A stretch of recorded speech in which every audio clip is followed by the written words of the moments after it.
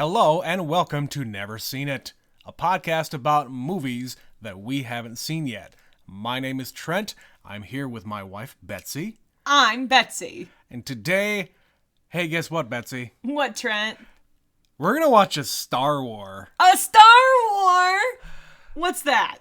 We're going to watch the one Star Wars movie we haven't actually seen. Yes. Now, of course, this is not in the one of the trilogies. Nope. This is one of the side stories that came out. Prequel kind of spin-off thing. Side story. Yes. Gaiden, if you will.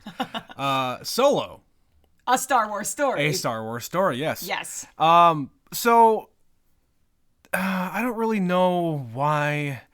So this came out while we were together. Yes. And we kind of hemmed and hawed about it. Not really, because we saw Rogue One. We did. The first side story that came out. And we liked it. It was good. We've only ever seen it once all the way through. Yep. And then when Solo came out, it kind of came out to a lot of mixed reviews. Yeah, so my understanding and the way I kind of subscribe to this is the side stories that kind of have nothing to do with the main story, they just have an endpoint. So Rogue One really worked because it wasn't a fleshed out story. Mm-hmm. The only thing that had to happen was at the end, they completed their mission. Yeah.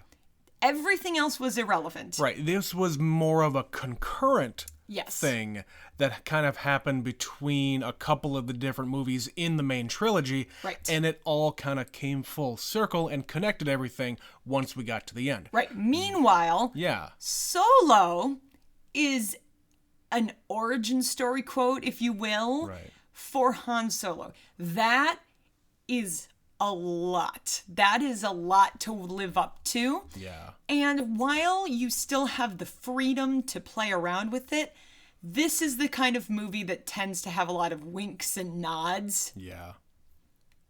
And that can sometimes work, and sometimes it beats you over the head with it. Mm-hmm. And in Rogue One, there were a few of those moments. The one I remember was there's a reference to the dude that Luke and Obi-Wan meet up with at the bar in the first movie. Mm-hmm. And yeah, he's the guy who says, I have the death sentence on 5 systems, or whatever the hell he says. He's just some minor character. Right, but he's a memorable character because it's from a Star Wars. Yes, it's from the Star Wars. Yeah. So, I like things like that where the fans are going to know and everybody else is just kind of gonna brush it off because they're there to see the handsome dudes on screen. Right, exactly. So when this movie came out, it definitely had mixed reviews. Yeah. I think it'll be fine. I don't think this movie's gonna be amazing. If it is, I'm kind of setting my expectations low so they can be surpassed. Right. That's what I'm hoping for. But you know what? We like the people in this movie. Donald Glover is a dude that I wish was in more things. So he's playing Lando Calrissian. He's playing Lando. We got Woody Harrelson as some dude. We got Emilia Clarke as some chick that are apparently just their companions in their journey, whatever they're doing. Tandy Newton. Yeah, she's in it. We got Chewbacca. Yeah. Just being Chewbacca, I'm sure. And I'm blanking on his name, but the guy who's actually playing Han Solo, I think it's well cast. Like, from his look. Sure. How he actually is in this movie, I don't know. No idea. But he's got that young Harrison Ford vibe. Sure. With his look. And that's fine. If they were just looking for a dude who looks like him and can maybe get his mannerisms down, fine. And we'll see that when we watch the movie. Uh-huh. But the thing that I had a problem with before this movie came out, and I think this intro is going to be a little longer than what we're used to because, hey, we're Star Wars fans. We've referenced Star Wars in almost every single episode of this podcast. I'm surprised ourselves. I'm surprised it's taken this long for us to get to this. Because we've seen them all. Yeah. And we're probably never going to do another Star Wars episode until a brand new one comes out, whenever that happens. Correct. So, that all being said, Betsy and I have talked about this before. Star Wars works because it casts unknown actors. You didn't know who any of those actors were in 1977, except possibly Harrison Ford. He was a minor career. He had the only name except for Alec Guinness. Yes, he was there to give it gravitas. Yes, and George Lucas knew what he was doing back then. Mm-hmm. He knew that Alec Guinness not only had, gravitas for a lot of the other movies he's been in, but he can span the globe. He's from the UK. Yes. All of the other people here are US-based actors, and a lot of the people in the movie, in the Star Wars universe, have like British accents for some reason. Like a lot of the Imperial guys have British accents. They're vaguely evil because they're vaguely British. Exactly. That, and I think that the unknown actors thing is how that universe works. Yes. I'm not distracted by, here's this movie star. Or here, I know this person from this other thing. Well, and same thing with Rogue One, where it's vaguely unknown. Like, they're all people you've probably seen in something, but they're not household names. Yeah, very minor things that they've been in before and since, to be honest. Meanwhile, Solo, Woody Harrelson is very, very known. Donald Glover was already known Donald at Glover this point. pretty known. Amelia Clarke had been right smack in the middle of Game of Thrones. Middle of Game of Thrones. Tandy Newton. I don't know if this is before or after. I think it's a little before Westworld, but she was pretty known. Yeah, and she was in the Mission Impossible 2. That was the only other thing I knew her from. Yep. Rock and Rolla. Yeah, he ran Rock and Roll. That Guy Pearce movie that everybody wants to forget about. It's not that bad. It's not bad, but it's grown on me. It's nowhere near the quality of his previous work. No. So yeah, this movie is going to be a very different change of pace because of that. Yeah. And I wonder if you're right that it's distracting to have Woody Harrelson in this movie. As far as like what happens, beats me. Yeah. Fuck There's all. like thieving. I have no idea what happens here.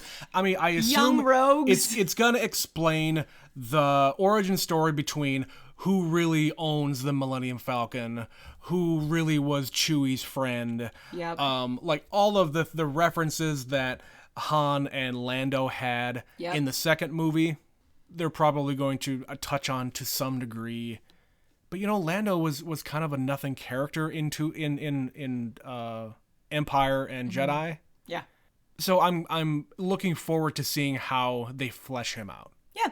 So yeah, let's get going here and go watch Solo: A Star Wars Story.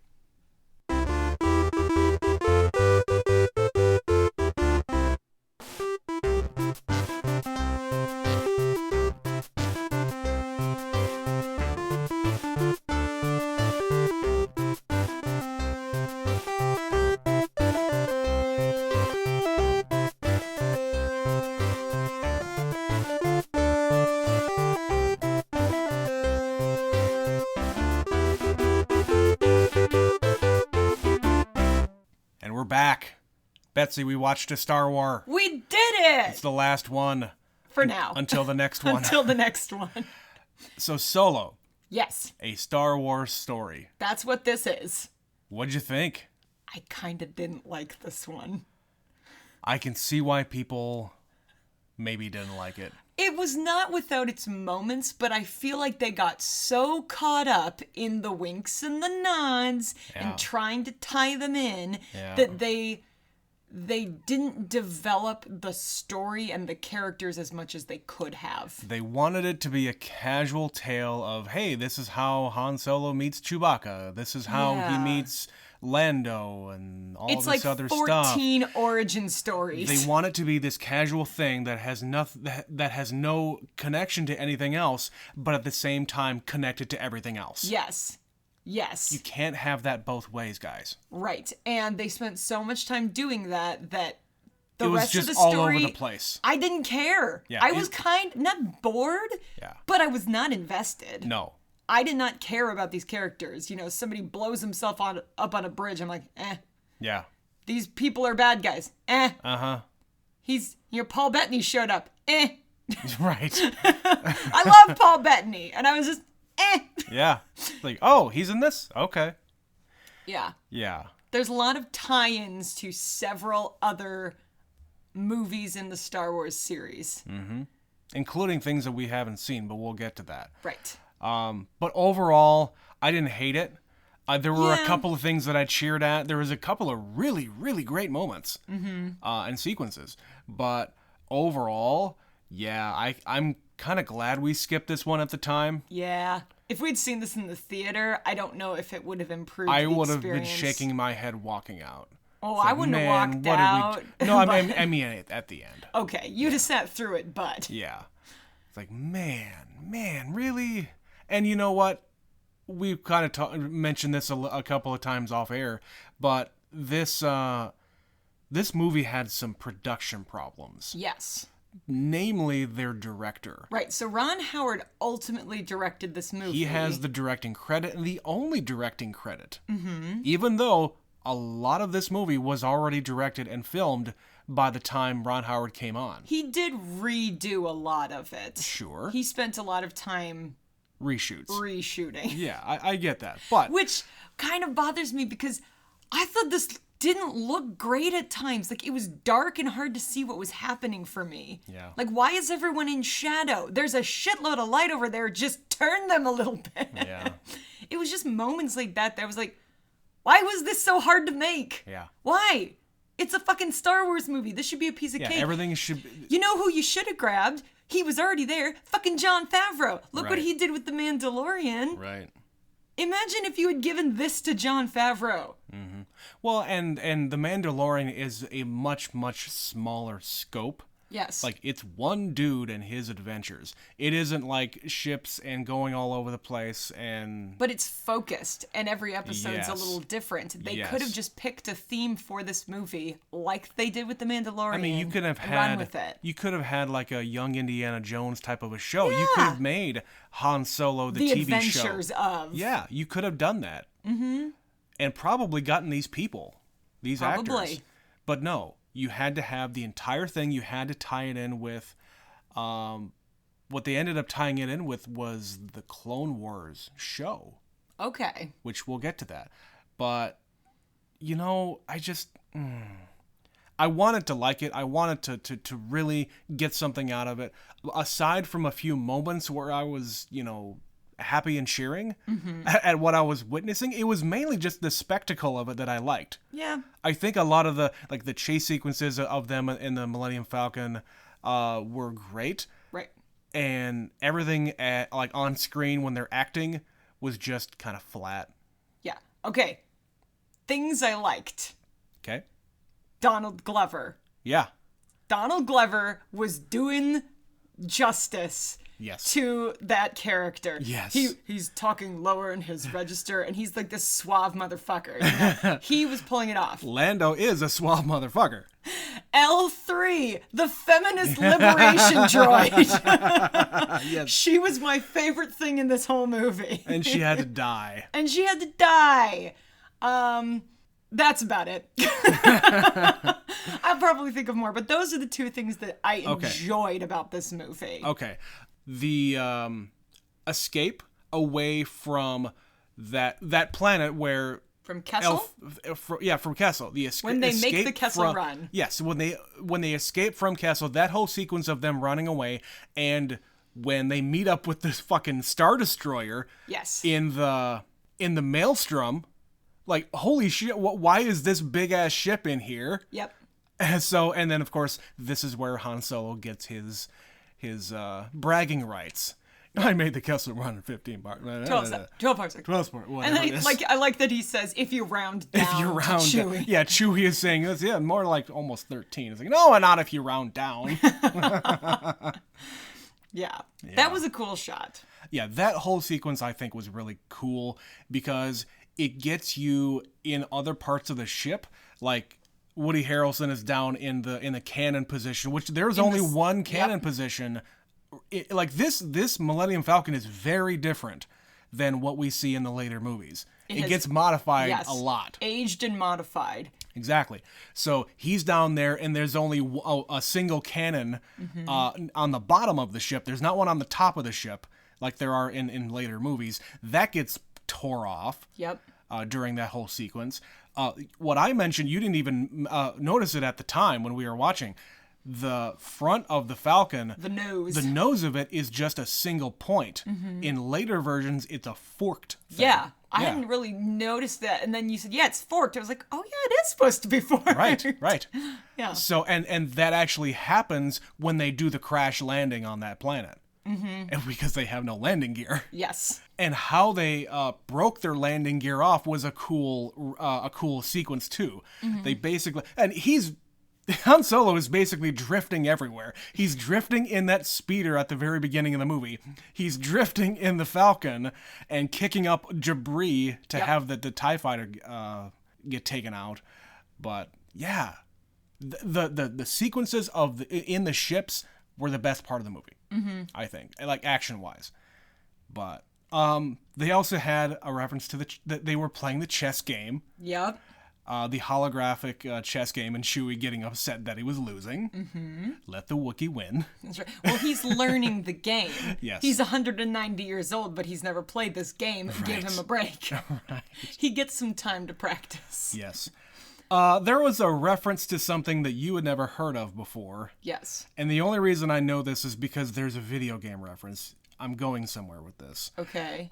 Terras Kasi Okay. is like their martial arts of the Star Wars universe. Okay. So Kira, when like they're on the slave planet, the mining planet, she takes out one of the dudes who's guiding her to this room.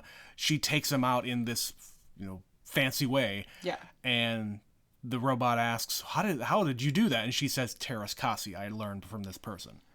There's a video game called Star Wars. It's Terras Kasi. It's a fighting game. It's literally called Terras Kasi. Yes.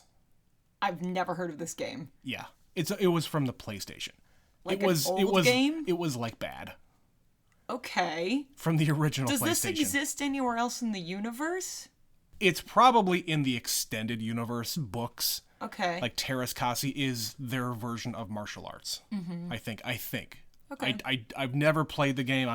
You've never read the extended books? No. Some of them are supposed to be actually pretty good, I've heard. Right. Yeah. If you're into that kind of thing, if you really want to expand the universe. So again, they've made some connections here and there, but some of them are just references. Some of them are kind of cheap.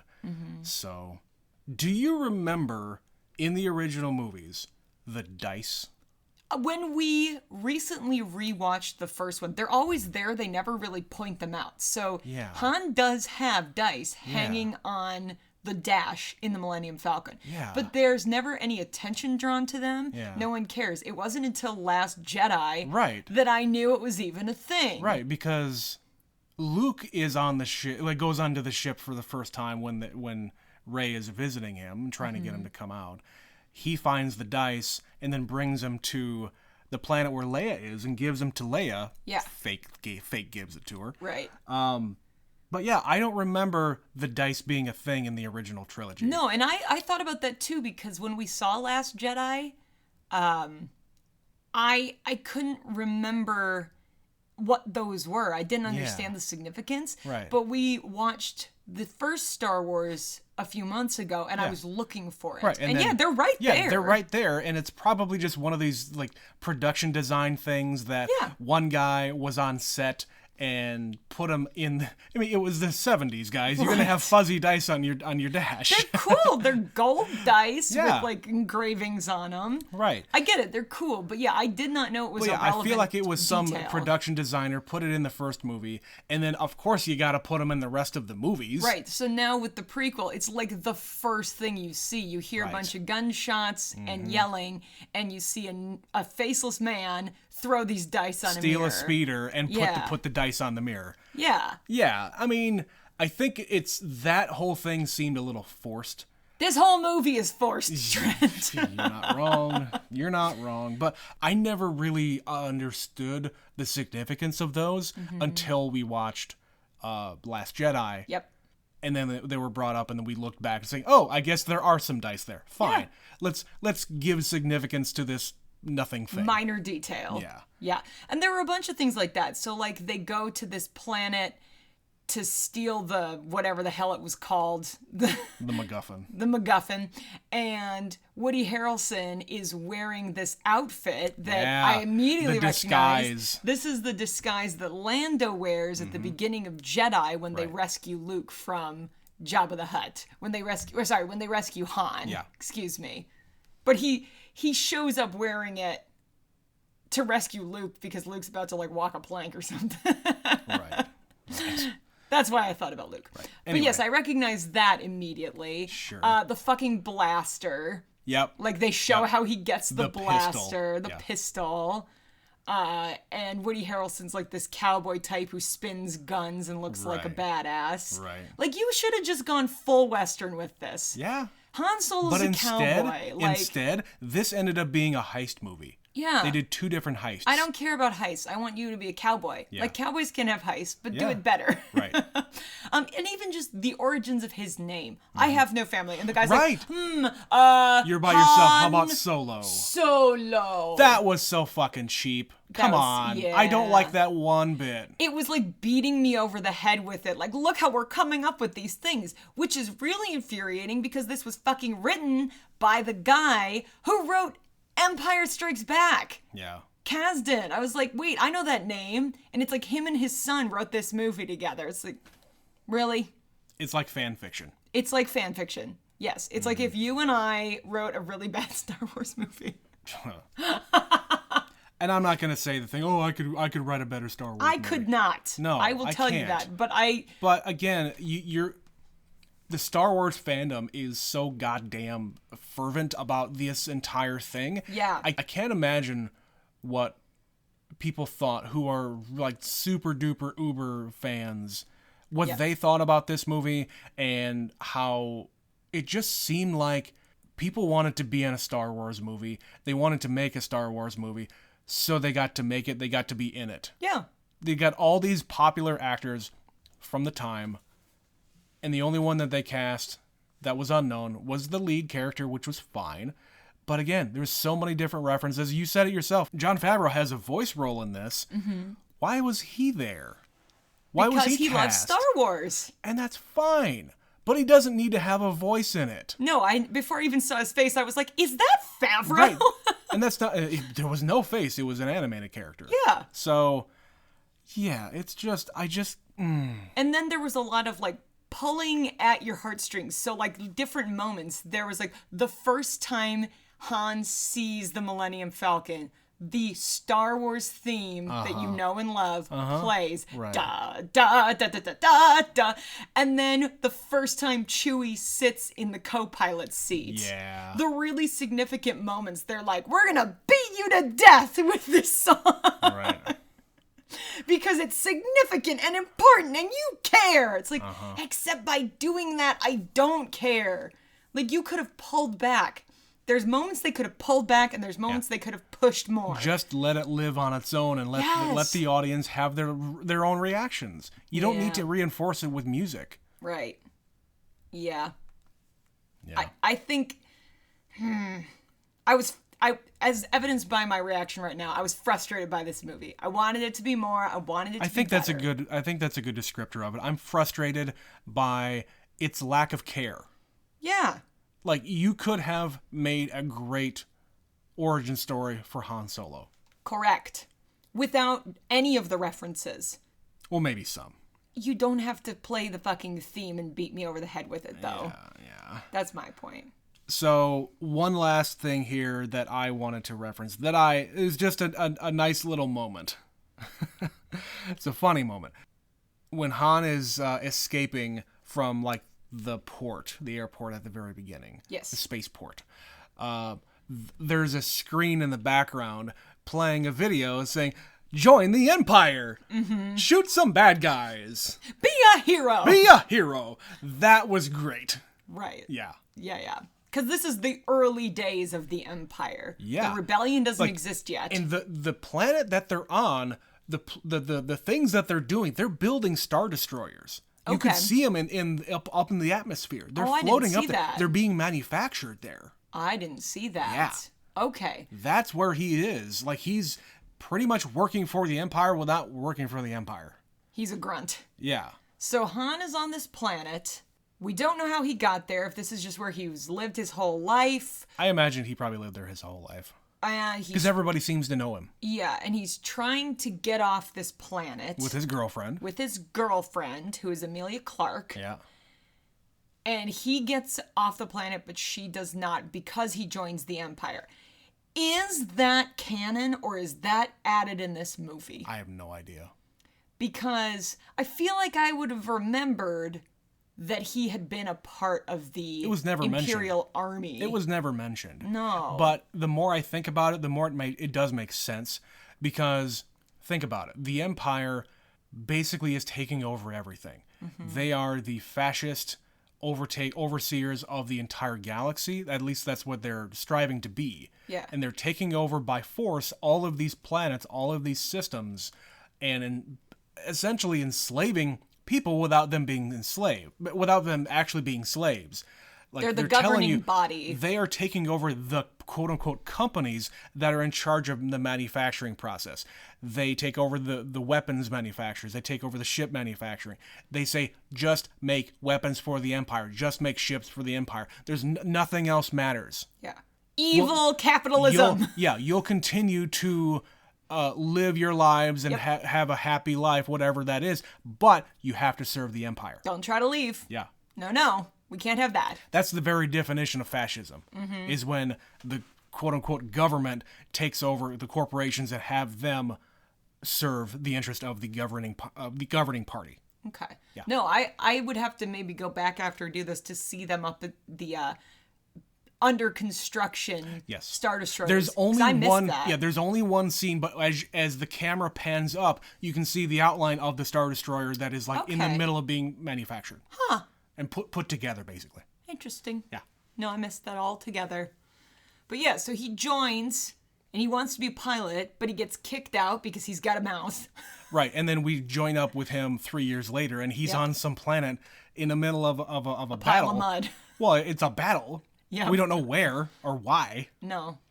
They're in some kind of battle trying to take over this planet that doesn't want to be taken over. Right, but he meets up with Beckett and his crew. Yep. And Beckett is not a part of the military. No, but he's got a uniform because he stole it. Right, he stole it off a dead guy. Mm-hmm. And Han realizes, hey, you're not on the up and up here, but neither am I. So guess what? I want to go with you. Yeah, they just are there to get supplies. Yep.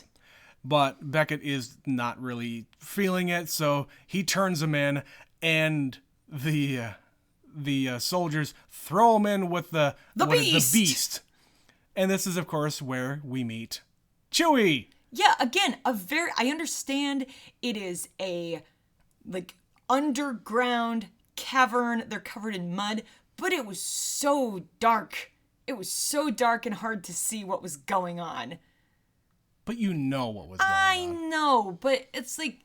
Yeah. I know it's Chewie. Of course it's Chewie. You see this dude coming out covered in mud. Yeah, you have to have this moment of them meeting each other. Which, by the way, this is not the first canonical appearance of Chewbacca. Chewbacca shows up in the Clone Wars. Oh yeah. Remember with when Yoda? I haven't seen the Clone Wars. Not that. Is it episode 2 or? No, it's episode 3. Yoda 3. goes to the homeworld of the Wookiees. That's right, he and does. And Chewbacca is there, and he helps out Yoda. But the Wookiees are kind of disbanded and scattered across the universe. Right, because the Separatists, or whatever the fuck they're called, they're attacking the Wookiee homeworld, and the clones come in and help out. Yeah. So... Anyway, not the first time that Chewbacca has arrived in the timeline, but the first time that Han and Chewie meet. Right. And he technically could be in every single one because he's very old. Right. They held back. They had a little restraint and didn't put him in until the third one. So Han has this great idea. They get him out, and Han convinces Chewie, okay, I have these friends over here. They've got a ship. They're going to get us out of here. Mm-hmm. And they have this funny moment where they're going to leave, but they didn't leave, but whatever. And then they have a shower together. And then they have a shower. That was a funny little moment. Yeah, we couldn't do this one at a time. That's the kind of humor, that's who Han Solo is as a character. Yeah. He's a snarky little bastard. Yeah. And there wasn't enough moments like that where he's just like, really? You can wait, dude. You're going to be my new best friend and you couldn't just wait. Right. So yeah, they join up with Tandy Newton and with Woody Harrelson and Jon Favreau's little alien character. Yeah. And they're going to rob a train. Mm-hmm. Because again, like a good Western, that's what you do. You rob a train. Yeah. Stagecoach style. Yeah. And this can be done successfully, and I just didn't care. I was bored. It went on way too long, It went on way too long. Tandy Newton's like, fuck it, I'm going to blow myself up. And then she did. And it's just like, I don't really care. You were here for 5 minutes. Yeah. I'm not invested in you as a character. No. And apparently neither was Woody Harrelson. No, he's supposed to be all butthurt in love with her, but... Nope. No. Yeah, he has a moment... of course, he can't even bury her because she's nothing left. But he makes a little memorial. He's on his knees for about 2 minutes, and then they leave. Yeah. Yep. So then they have to go to the crime boss and report to the crime boss that we don't have your booty. We failed spectacularly. Yeah. See, it was like, what was the whole point of this sequence other than to set up the next sequence? So we went on way too long with this really amazing train sequence that wasn't really amazing. They are about to get away. They drop the payload. It explodes. So they have to go pay the piper. Which, by the way, I think is another character thing with Han Solo. There's a reference to Han dropping his cargo at the site of Imperial people. He's been known to do that. He's been known to do that in the past, which is, I guess, Isn't that what got him in trouble with Jabba? Yeah. Because at the first sign of an Imperial destroyer, he just, like, ditched it. He ditched his smuggled items. Yeah. Yeah. So, yeah, that's another more subtle reference, but whatever. Yep. So they go to the Crimson Dawn because we have information that you didn't have, Han Solo, and it's like, we weren't doing this for ourselves, we were doing it for them. Because we owe them money. I have a job to do. Yeah. And, of course, the head of the Crimson Dawn is Paul Bettany, who I definitely forgot was in this movie. I had no idea. When he was in the trailers and stuff, like I remember when this came out. I don't remember watching trailers for this movie. It was quite a few years ago, and they showed all the best stuff in the trailer. Let's be honest. Thankfully, I don't remember that. But yeah, and he's just again vaguely menacing. Yeah. Like, am I supposed to like him? Am I supposed to not like him? Yeah. He's got a messed up face, which apparently was added in post. He didn't know about it until they did it later. Yeah, because otherwise he's not very menacing at all. Yeah, he would have just been Paul Bettany. Right. How is Paul Bettany not more famous? He's pretty famous. He's semi-famous. I feel like he's not a household name, He's been a priest in like 15 movies. He wasn't a priest in this. So, okay. One day we're going to watch Priest. It's going to be fun. No. But yeah, so he's like the new bad guy, and he tells them, you have to make it, or they say, we'll make it up to you. How specific? Give me specifics. Yeah, right. And they hatch this plan to basically get the same stuff, but unrefined. Yeah, they were delivering some refined fuel. Stuff. It was fuel. In the very beginning of the movie, before they did the intro, they had some text on screen, and one piece of text was pointed out to me that says hyperfuel. Hyperfuel. Hyperfuel. Drink hyperfuel. Yeah. Jump faster. Run higher. And yes, I realize I have those backwards. So let's just call it hyperfuel. So yes, they have to go to a planet. He hatches this big scheme. We're going to go to a mining planet to get it unrefined. Yeah. But then you have to have a really fast ship. Yeah. She's fast enough for you, old man. Yep. To get it off of the planet to another planet where there are no Imperial people. Where it can be refined. And it can be refined. But let's go back a little bit here. Before they even meet up with Paul Bettany, Han meets up with Kira, who is apparently enslaved to Paul Bettany's character. So she got off the planet, but she didn't get out of the service of. Right. Yes. So she's there for some reason. She works there? She dresses sexy and makes sure people are taken care of? Yeah, she is his top lieutenant, he says. Whatever that means. Right. It seemed very too easy. to just have her there, and now she's a part of the crew now. Right, and we don't have to go back to the planet to get her. She's already here. Here you go. Yeah, and she's not like with him, but she's with him, and she's branded. Like she's got his brand on her wrist.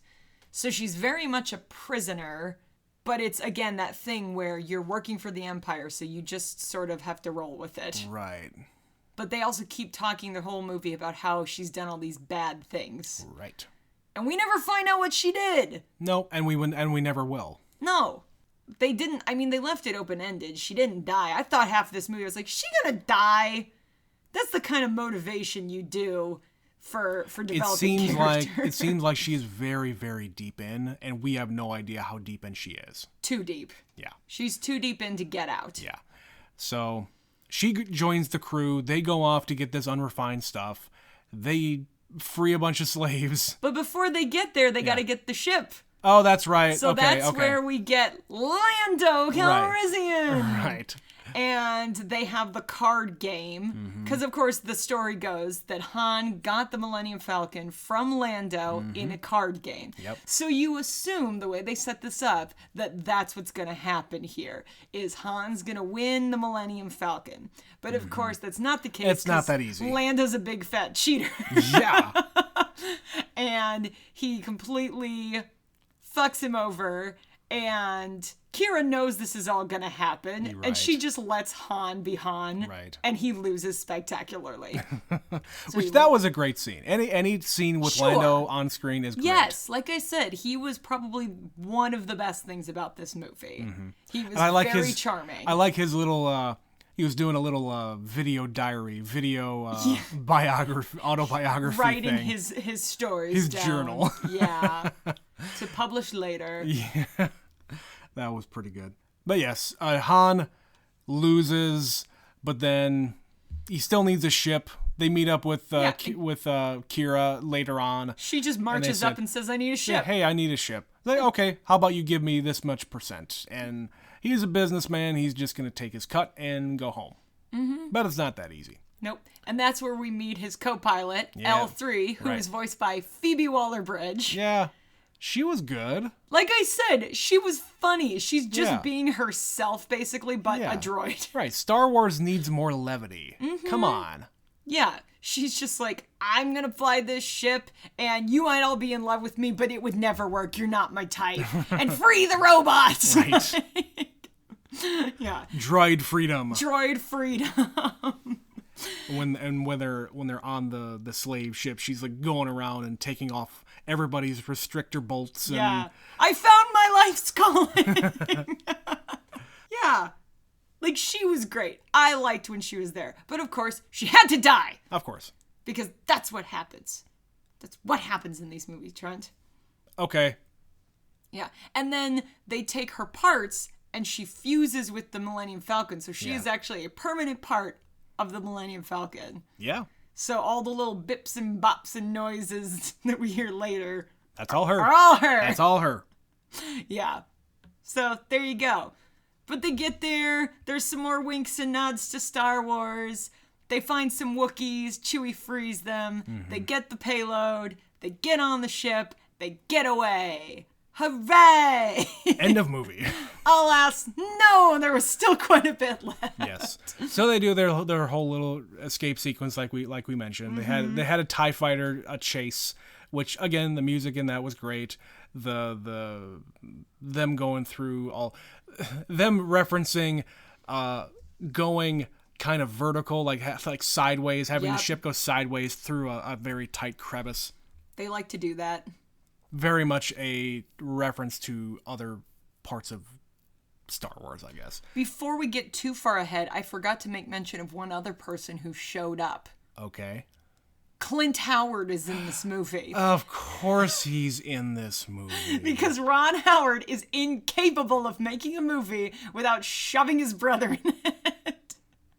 If you've seen a Ron Howard movie, I promise you have seen Clint Howard. Yep. And you know who we're talking about. If you're not sure, go look up Clint Howard. You know that man's face. You know that man's face. Yeah. Anyway. A face only a brother could love. Right. But yeah, so they get away. They finally get to this planet where they're going to get it refined.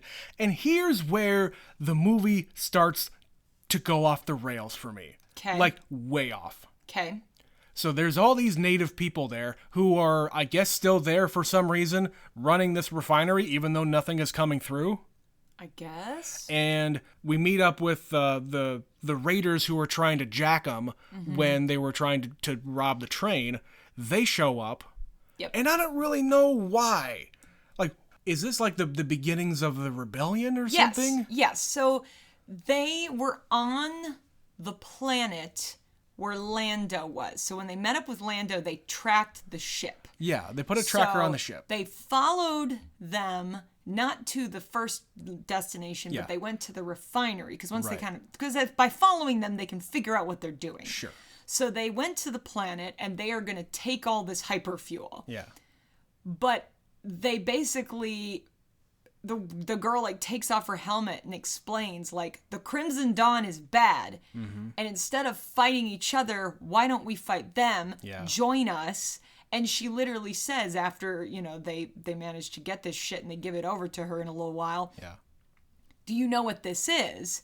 This is basically the spark that's going to fuel the rebellion. Right. And she says the word rebellion. Yeah, we're not just trying to do this to get money. No. You guys are just trying to get it to get money and sell it to whoever. Who cares? Yeah, we are trying to survive. Take down the Empire and Right. Crimson Dawn and all of those groups. Right. So yeah, she kind of just out of nowhere is like, I'm not a bad guy. Yeah. And here's why. Right. They could have done that. By the end of it, I understood it, especially after the reveal with Kira. So I understand all of that. But they could have done it much, much better to really hammer home. Like maybe they could have thrown in somebody that we know from the movies, maybe. I don't know. Yeah. But these people, I have no idea who they are. They did throw in one person we knew, Warwick Davis. Yeah. He's just again sort of there. Yeah. But if you're not familiar, he was in Jedi. He's the little Ewok. Yeah, he's the Ewok. What's his name? I don't remember. Damn it. The little Ewok that makes friends with Princess Leia at the beginning. Yeah. Yeah, that's Warwick Davis, and he's also in this movie. So, 30, 40 years apart. Yub nub. Yub nub, Trent. But yeah, so he kind of Han gets convinced by these people that maybe he doesn't want to give the fuel to Crimson Dawn. Yeah, this guy's an asshole. I don't want to help him. Because Han's a good guy. Yeah. Yeah, ultimately Han is a good guy. Yeah. But Woody Harrelson's character Beckett is like, no, man, I'm out. I'm not into that. I'm going to leave. They're going to kill me. They're going to kill me. So he fucks off. And before he fucks off, he tells him, yeah, I'm going to go to Tatooine. Look me up on Tatooine. There's a guy there, a boss. Putting together a crew cartel. for a job. It's Jabba. It's Jabba. It's Jabba. Come on, guys. Yeah. Yeah, there's a lot of little, like, just that. Like, this is where I'm going next. Oh, we know where that is. Yeah. Yeah, so they're going to steal all the stuff. He goes off. They're trying to give Paul Bettany's character, like, I don't know anybody's fucking names. I know it's a Star Wars movie and they're complicated names. It's like Voss. Something Voss, yeah. But they say it like 12 times and I just didn't care. So he's like, oh, well, my accomplice tipped me off that you're trying to rob me. And of course, it's Beckett. Yeah. Because Woody Harrelson's character is there has to be out for himself. There has basically. to be a betrayal. Yeah.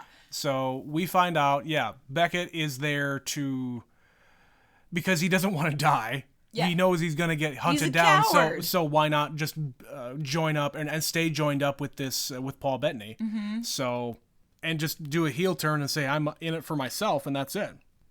But then we realize, because apparently there is a line open to what's happening over on the planet, that these rebels, let's just call them rebels, because they're like baby rebels. Yeah, they're about to be rebels. Right. The rebels are ambushed by Paul Bettany's people, but not really, because apparently it was a costume swap. Yeah. So the little islanders, the little people on this planet, put on the rebel outfits. Right. And then they get ambushed themselves and they find out, oh, the hyperfuel isn't there, it's actually here. That stuff was real. And yeah, it's a big switcheroo. Yeah. It's a double misdirection. It's a double switcheroo, which, it was a cool thing. So, So they have their little fight after Beckett leaves with Chewie. Yeah, so Han is left with Voss and Kira looks like she's about to kill Han because she's so deep in it right. that she's got to, when in fact she turns around and immediately kills Voss. Yep. And that was an okay sequence. You know, he had these like cool knives with like lasers on Tiny them. lightsaber knives. Tiny lightsaber knives. And I mean, he's like having this little moment, but it was like, was it too much or was it not enough? I kind of felt like it was not enough. Like that sequence, the that action? Sequence, yeah. Yeah. These people are not action stars, Betsy. I guess, but, you know. Yeah. Try. Yeah, I get it. So he dead. Han leaves. She's like, oh, I'm right behind you. Bullshit, she's calling up the reinforcements. Which, by the way, they mentioned that, yeah, Paul Bettany is not the tip top of the Crimson whatever. Crimson Dawn. Yeah. And there's somebody above him. Yeah. Which I guess we find out is Darth Maul. Yeah, they don't give you an exact timeline of when these events are happening, but based on ages, it makes sense that works out. That could be Darth Maul pre-Phantom Menace. No, it's not. But it's not? It's not. Apparently Darth Maul survived Phantom Menace. No, he didn't. Yes, he did. How? Because he is in the Clone Wars. That doesn't make any sense. It he got doesn't. cut in half and he fell down a hole. He did. But apparently he survived. I looked that up before we sat down here. I don't believe you. That is Darth Maul. I believe it's Darth Maul, but I don't believe it could be after Phantom Menace. It is. How? I don't know. It is. I don't like it either. It's also Ray Park. Yeah. It's the guy who plays him. Darth Maul. But I don't believe 20 you. years later, I'm yeah. sorry. I'm just going to refuse this information. It totally is. I don't like it either. This is I've not never canon. I've never seen any of the cartoon Star Wars things. I wish there was an easy way to find it. We watched this on Disney Plus. There's some Clone Wars stuff here, but I don't know how to like what order should I watch this in? Is this the good stuff or is this the not so good stuff? I don't have a clue. Listen, I should just learn to let it go. Having seen The Rise of Skywalker, they're just like, fuck it. We're throwing all the rules of life and death out the window. You're not wrong. You're not wrong. But yeah, I'm just going to pretend you didn't tell me that about Darth Maul. It'll make me feel better about this movie. Sure. It's Darth Maul's cousin. Darth, Millie.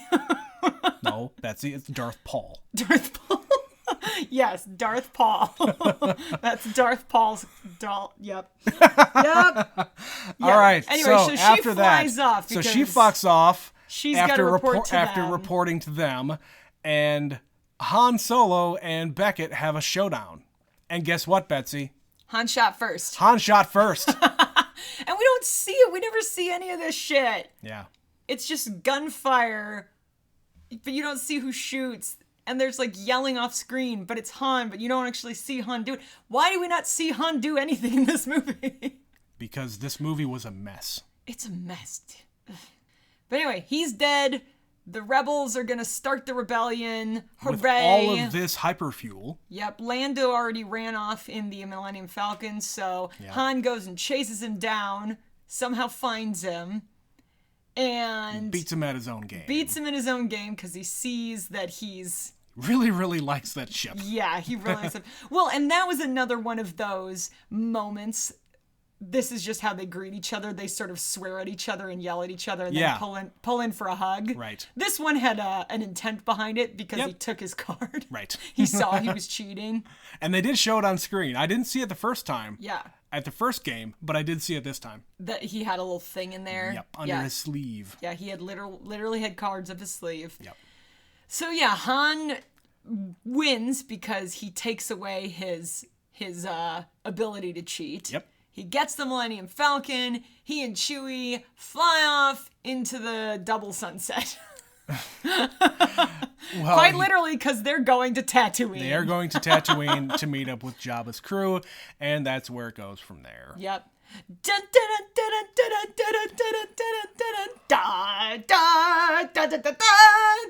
that's how all the movies end. You're way too happy about this ending, Betsy. Yeah. Yeah, they tried to make it a little bit too tidy at the very end. And the wink and nod to the people who are watching the Clone Wars stuff, who know about Darth Maul and all that shit. It's fine for those people, but how about you explain it for the rest of us? Yeah, sometime we're gonna have to watch Clone Wars. But I don't want to watch Clone Wars. I don't want to either. It's a whole lot of extra stuff that they keep now tying into the main stuff. Right. And it's confusing for those of us who have not invested all that time and energy. Which I heard this about. There is a character in Mandalorian Season 2, played by Rosario Dawson, who is a character from the Clone Wars. She's one of the alien ladies. At least that one I recognize from the look. We haven't watched The Mandalorian Season 2, but we've seen Season 1. You can't escape the internet spoilers, so I don't have any context to why she's there. Right. But I recognize her appearance from the her cartoon. Makeup and her getup, Yeah. So Solo. So Solo. It just was all over the place. It was all over the place. It could have been better. I would like to blame the directorships. Yeah, having 3 directors doesn't help a project stay on task. Yeah. That makes it a real difficult situation. They're just trying to get it done. It causes delays and reshoots, things like that. And ultimately, they have to put out the movie. The movie's coming out. Yeah. You can't just shelve Solo. Yeah. This movie is being released, whatever form it's in. Right. Yeah. I don't think this will ever get a sequel. They kind of leave it open-ended to suggest that you could maybe pick up on Kira's storyline. I would rather go see her movie. Go make a movie about her with Darth Maul and all the extra shit that I don't know anything about. Because Orlando. I have no expectations there. Yeah, Orlando. Yes, Orlando. Yeah.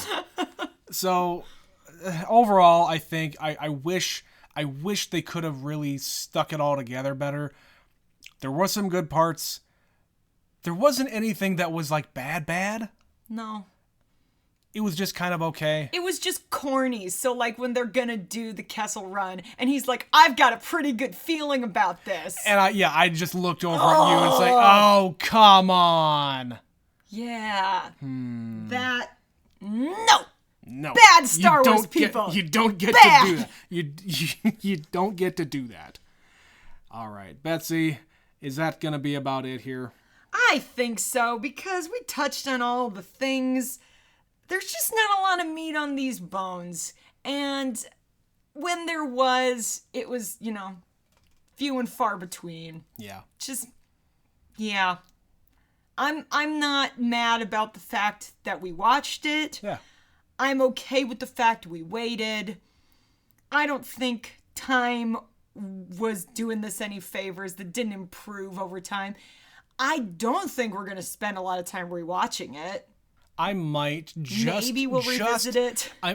What I might do is just look up the references, because I'm sure I missed a bunch. Find the Easter eggs. Yeah. Yeah. Because there were a lot in Rogue One. I suppose. That we haven't really gone back and rewatched the entirety of Rogue One, but I've read some things, and I probably saw more of it at the time, at my first viewing, than you did. So. Yeah, I'd rather rewatch Rogue One. Yeah, I agree. All right. Betsy, shall we read an email? Why don't we do that? To change the topic altogether. Let's change the topic to a different kind of a fandom. Yeah? Let's talk about Ready Player One again. Let's do it, Trent. Betsy, we got an email from Rick.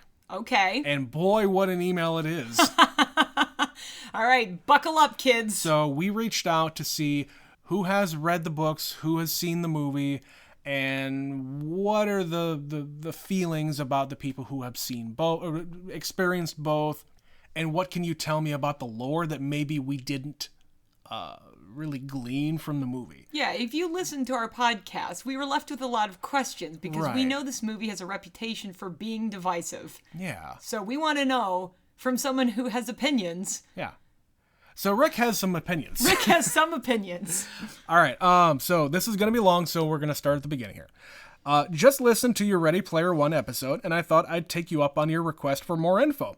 I have read the novel and seen the movie, though I haven't seen it since the theaters. I would be glad to fill you in on some questions that you had. You were wondering why the movie was considered so divisive. There are a few main reasons for this. I would say the readers of the novel break down into 3 camps. People who like the book and like the movie, people that like the book but not the movie, and people who didn't like either. So there's nobody out there that liked the movie but disliked the book. Okay. Which, by most estimates, that's probably true about most movie and book We talked about it before. It's rare that people will find a movie that is to be better than the book. You damn book readers. You literate fools. Yeah. We're here doing this podcast about movies, goddammit. I only have 2.5 hours a day to do this shit. Rick continues. For the first group, it was a movie that took the best ideas from the book and translated them to a different medium as best they could. Imagery like the stacks translated well to the screen, which were the places where they were living. Yep. And the stark differentiation between rural and virtual worlds was aided by the instant visual references between real actor and digital facsimiles. It also helps when you have Steven Spielberg behind the camera. Like I said. Correct. Yeah. Dude is a visionary at the very least. For the people who are disappointed with the adaptation, a lot of it has to do with the major changes made to the challenges in the film. In the novel, there are actually 6 challenges. 3 to get the keys, 3 to get their corresponding locks. We only saw the challenges for the 3 keys. Right. And then the locks were just presented to them at the very end. I think you would only get all of that if you made this into a TV series. Yeah. Because then you'd have time for all of that. You don't have time. This was a long movie to begin with. Sure. Without doing 3 more challenges. Totally. The challenges were all completely different in the movie, with the exception of needing to get the Easter egg in Adventure at the end. But that is also the only challenge that had any thematic meaning. In the novel, instead of a race, the characters had to find a hidden cave and beat a lich at Gauntlet, which is a video game. Then go through a virtual recreation of the movie War Games, where they had to say every one of Matthew Broderick's lines perfectly with only 3 mistakes allowed. That's a lot. That's fucking nuts. I could do it, Trent. I could do it. I've never seen War Games. I know about War Games, and that's fucking stupid. That's a lot for one challenge, too. Yeah. One day we'll watch War Games, and then it'll all make sense. No. The movie also changes when the main characters meet in real life, changes some deaths, and adds in the idea of a resistance fighting against a monolithic corporation trying to charge more money for video games. Okay. Finally, there are the haters, who dislike both. These people find the book to be complete trash with poor writing, terrible pacing, and unlikable characters. These people think it is bad when the book has 2 Japanese characters that model themselves after samurai and talk about committing seppuku for their dishonor, which is where they fall on their sword. Yes, I know what it is. I know you know. They don't like the character planning a jailbreak, needing to improvise, then having no troubles at all from their brilliant plan being moved forward 2 days. They don't like a story about how great it is to be an eccentric trillionaire in a world that is dying from climate change because the guy was a genius who deserved all the money, and screw all those poor people because I don't see them spending money to fix the problem, so why should I? Valid. Yeah. That's valid. I have the same thought about even just this movie. Yep. Like, yeah, dude, you have all the money in the world, and all you're doing is letting people just fuck around in your game. Come on. Have a little compassion for your fellow man. Shut it off every so often, for God's sakes. Mm-hmm. We said that. Like, what the fuck are you doing? And then they said at the end of the movie they turn it off on Tuesdays. Just Tuesdays? Right. Come on. We continue. There's also a small faction of people that were rightfully upset that Warner Brothers spent more money marketing the fact that Iron Giant was in the movie than they did marketing the movie The Iron Giant. Mm-hmm. He also has as an aside, these people would also point out that the Iron Giant is about a robot who doesn't want to fight. And in Ready Player One, they use the robot as a kick-ass ultimate fighter. Yeah. Yeah. That makes a lot of sense. The Iron Giant's a beautiful movie. It really is. I never saw it until probably 4 or 5 years ago when you and I watched it. It was really good. I said, you need to watch this movie. Rick continues, personally, I think the novel is one of the most infuriatingly bad things I've ever read, and the movie is the best possible adaptation for it. I am more upset at the movie for having Steven Spielberg willing to give it a competent adaptation, because a novel of similar quality, but for women instead of men, parentheses Twilight, was allowed to be a trashy film from a journeyman director. Yeah. So let's talk about that for a sec. So yeah, basically his statement here is the Twilight books and Ready Player One are both trash, in his opinion. Are both trash. The quality of writing, the quality of storytelling are on the same plane. But one gets to be made into Ready Player One by fucking Steven Spielberg. Right, and Ready Player One is basically written for boys, for dudes. Yep. And Twilight is a trash romance. A tween girl. Vampire love story. Uh-huh. And who directed those? Right. Exactly. So No. yeah, if you're on the exact even playing field, but listen, there's probably a world that exists that you could make Twilight bearable.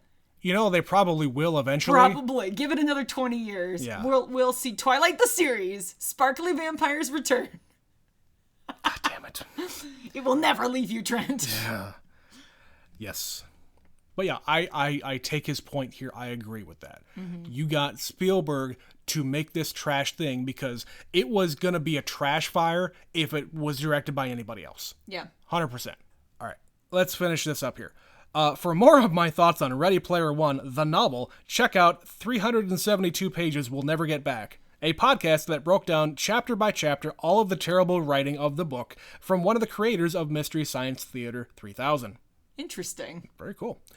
I apologize for the novel I just wrote you, but you asked for my opinions, so I'm going to give you my opinions. From your not super fan, just regular type, Rick. Thank you, Rick. Thank you, Rick. Yes, we appreciate hearing an opposite opinion because those are valid points. Yes, Totally. If you are... this is the world we live in, that there are hyper-rich human beings that could solve a lot of the world's problems by themselves, and they don't. They choose not to. They go to space! They go to space, and they make flamethrowers, and they treat their workers poorly. Yeah. So I get that totally. Yeah. That puts a very different light on things. Yeah. But as a movie, it was okay. Yeah. But Betsy, that's going to be it for us. That's it. If you want to be like Rick and tell us a diatribe about a movie that we covered or any other movie, I don't care. Ask us a question. If you want to tell us your long-held beliefs about fried green tomatoes. Have you ever seen fried green tomatoes? I think like half of it, maybe. Half of it, maybe. Yeah. If you have like 15 more Easter eggs from Solo that we missed because they were actually subtle instead of hitting me in the face with it. If you want to like recast one of these movies with other characters. How do we make Solo better? Okay, you can't recast Donald Glover. No, he has to stay. That's the only rule. He has to stay. And I think that's it. You can recast the rest of it. Yes, anyone else can. Yes. Yep. Who else would be Han Solo, Betsy? Don't worry about it. Let's leave that to the listeners. Oh, damn it. But yes, if you want to help us with any of these things, email us. neverseenitpod@gmail.com is the email address. You can follow us on Twitter, neverseenit_pod on the Twitter machine. Mm-hmm. And if you wish, you can support this nonsense. whatever this is, by sending us some money, by clicking the link in the podcast description, and you can send us $1. You can send us $5 or $10, whatever kind of bucks you want to send. No deer. Thank you. I like deer meat. I haven't had deer meat forever. Let's go get some deer meat. Right now? Yes. Okay, right now. Betsy, we're going to wrap this up. It's the end of the episode. We're done.